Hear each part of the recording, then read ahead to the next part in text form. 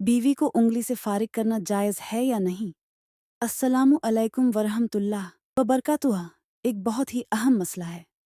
एक मोहतरम पूछते हैं कि अगर बीवी से हमबिस्तरी करें और हमबिस्तरी के दौरान मर्द पहले फारिग हो जाए तो उसके बाद बीवी को उंगली से फारिग कर सकते हैं या नहीं?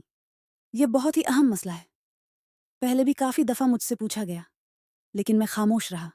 बारकफ, आज इसका जवाब सुन लें।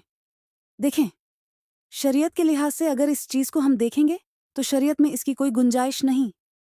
हाँ, कभी कभार ठीक है, यानी आप औरत से पहले फारिग हो जाएं और औरत अभी फारिग नहीं हुई हो, तो अब अगर आप उंगली से काम लें तो ठीक है। लेकिन ऐसा नहीं है कि इसको रोज़मर्रा ज़िंदगी के मामूल के मुताबिक, यानी अगर ऐसा है तो आप अपना इलाज कराएं। मर्द हज़रात को चाहिए कि वह अपना इलाज करवाएं, और यह जो बीमारी है, यह मसला है, टाइमिंग वाला, इसको हल करें। अगर इसको हल नहीं करेंगे, ये इसी तरह चलता रहेगा, तो यह शरीयत में बिल्कुल नाजायज़ है।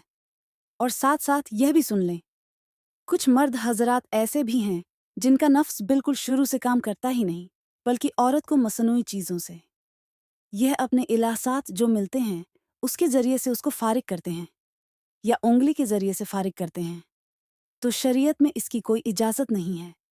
तो औरतों से मैं यही कहना चाहता हूँ, देखें, अगर आपका मर्द यानी नीचे से कमज़ोर है या बिल्कुल नफ्स काम ही नहीं कर रहा, तो आप अपने मर्द को टाइम दें, अपने खाविंद को टाइम दें, महीना 2 महीना साल, कि आप अपना इलाज करवाएं।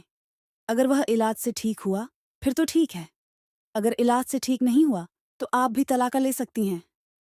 व आखिरुद्दावाना अल्हम्दुलिल्लाहि रब्बिल आलमीन। अस्सलामु अलैकुम वरहमतुल्लाह।